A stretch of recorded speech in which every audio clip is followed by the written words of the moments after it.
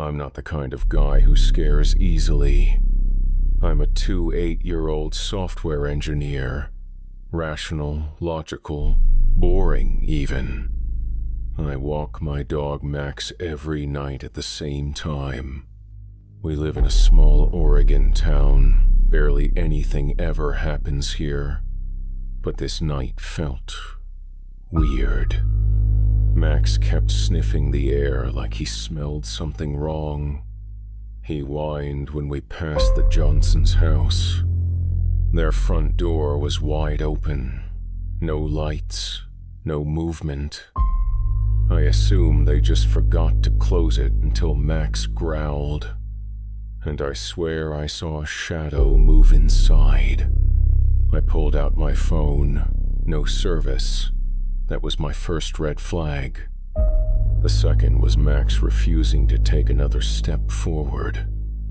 I should have turned around and gone home, but I didn't. I called out, "Mr. Johnson, you guys okay?" No response, just silence. Even Max didn't bark. He just whimpered and backed up. Against my better judgment, I stepped inside. The air was heavy, like walking into a sauna that had no heat. There was a faint buzzing sound like a television left on a dead channel. But the living room was dark. Everything was in place. Couch, table, family photos. Except one thing. The picture frame above the fireplace, it was melted. Not cracked, not broken, melted, like someone held a torch to it. The faces in the photo were warped beyond recognition. And the television was on, showing only static. No cable box, no HDMI, just static. And then a voice. It came from the kitchen, a whisper. "He sees you." I froze. I wasn't alone in that house. I spun around. "Hello?" No answer. Max was still outside, staring through the doorway, but he wouldn't come in. I backed up toward the front door, reached for the handle, pulled. It didn't budge. No lock, no latch, nothing blocking it. It just wouldn't open, like the door frame itself was sealed shut. That's when I noticed. The hallway behind me, it was longer than before. There were more doors now. Too many for a one-story house. And all of them were slightly open, like they were watching me.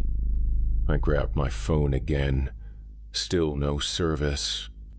I opened the camera. The screen glitched. Just black static, like it couldn't process what it was seeing.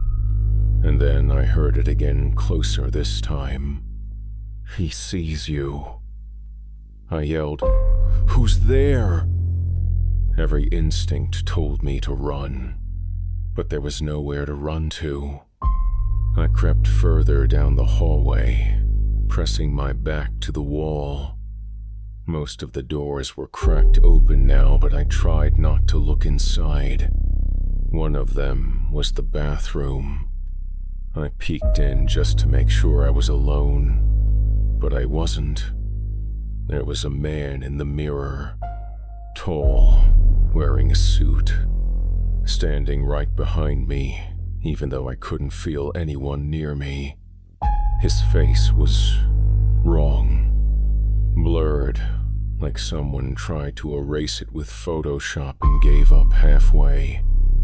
I spun around, nothing there. Looked back at the mirror, he was still there. Only now, he was closer. I panicked, punched the mirror. Glass cracked, but the reflection didn't move. It just kept staring. I stumbled backward, heart racing. The light above me flickered, then went out. I slammed the bathroom door shut, breathing hard. Then I heard it, scratching, from behind the door, or maybe inside the walls. This couldn't be real, right? But I could smell the dust, feel the cold floor under my feet, the sweat dripping down my neck. If this wasn't real, why did it feel more real than anything else in my life? I needed to get out. Screw the door, I'd find a window, smash it if I had to. But as I turned the corner, I saw something that made me stop cold. The hallway had changed. It was longer, narrower, and at the end of it, a grandfather clock. I swear that thing wasn't there before. Its hands were spinning, backwards. Not fast, slow, and deliberate, like it was undoing time itself. I pulled out my phone again. No bars, but the camera worked. I hit record, just to document this insanity. I panned across the hallway, the clock, the doors. Then I checked the playback, and what I saw made my stomach drop. In the video, I wasn't alone. Behind me in the reflection of a picture frame on the wall was that same man, the blurred face figure, standing just inches away from me. I looked up. Nothing there, but I could feel it now. I wasn't being haunted. I was being studied, whatever this thing was. It wanted me here, and it wasn't done showing me things. I turned away from the hallway, from that cursed clock. That's when I saw it, a door that hadn't been there before. Jet black, no handle, just there, like it was waiting. Against every instinct I had, I pushed it open. Inside was a small room, maybe 10x10. Bare walls, one wooden chair, and a single old-school television, already playing. The screen flickered to life. At first, I didn't recognize what I was watching. A room, my bed, my desk, my posters on the wall. Then I saw me walk into frame. I was sitting on the edge of the bed, head in hands, crying. It was from 3 months ago, the night I had that breakdown, the one I never told anyone about. I hadn't even recorded it, hadn't spoken about it to a soul. And yet here it was, playing like a home movie, from an angle that didn't exist. I stepped closer to the screen, and then it changed. Another video started, one I'd never seen before. Me sleeping. Last night. The camera slowly zoomed in closer and closer to my face, until the screen cut to black. I wasn't just being watched. I was being collected. I bolted out of that room, heart pounding so hard I thought it'd explode. No more exploring, no more trying to figure this out. I just wanted out. I raced toward the front door. This time, it opened. The cold air hit my face like a wave. Max was still there, tail tucked, whining. But someone was standing in the yard. At first, I thought it was a neighbor. Same height as me. Same hoodie. Then they looked up. It was me. Not just someone who looked like me, it was me. Same scar on my chin, same shoes, same freaking birthmark on the neck. But his eyes were empty. like he hadn't blinked in hours. And he was smiling. Not a happy smile, something twisted, wrong. I said, "What the hell are you?" He didn't answer. He just tilted his head and stepped forward. Max barked like crazy and backed away. I slammed the door shut again, locked it, deadbolted it, and then I heard my voice whispering through the cracks in the door, "You can't leave, not without me." I ran, deeper into the house, through the hallway, past the bathroom, past the mirror, but something was off. I turned a corner and ended up back at the same hallway, the same damn grandfather clock, still ticking backwards. I tried the kitchen, same thing. No matter where I turned, I landed right back where I started. Max was gone now. Or maybe I was.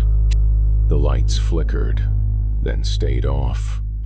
The walls were pulsing, breathing, almost. Like the house itself was alive and aware of me.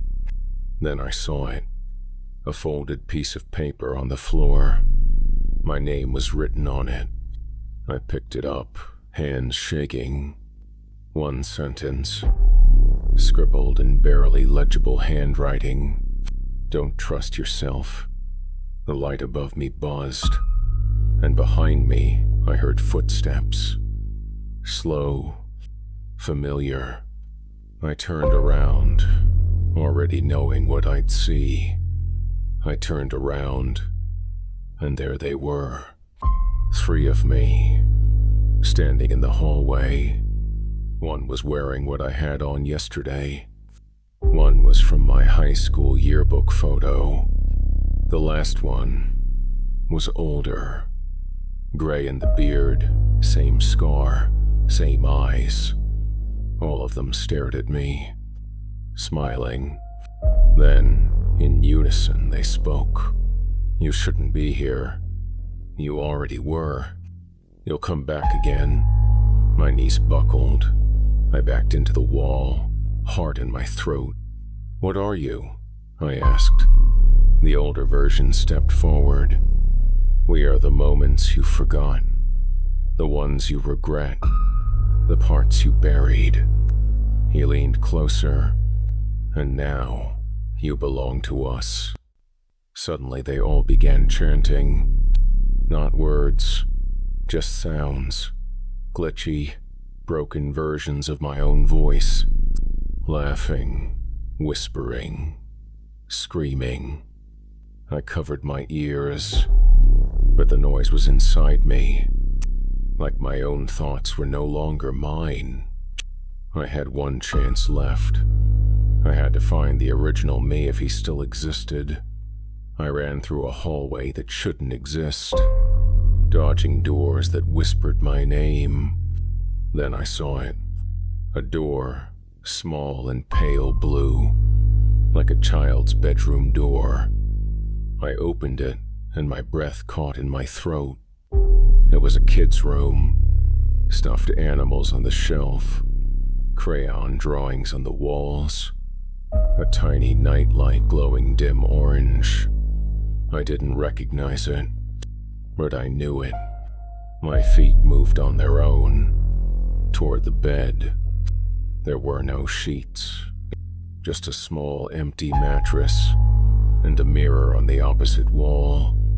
I looked into the mirror. Nothing. No reflection. Not me. Not the room. Just black. Then, faintly, something in the blackness moved, crawling toward the glass slowly. I backed up. The light dimmed. And then, a voice behind me. My own voice, whispering, "You saw too much. Now you stay." I turned around, and the door was gone. Just walls. Just darkness. Just me. Or what was left of me. If you're still here, thanks for staying with me through this nightmare. I don't know if telling this story helped, but maybe, just maybe, someone out there will believe me. If you want more stories like this, you know what to do.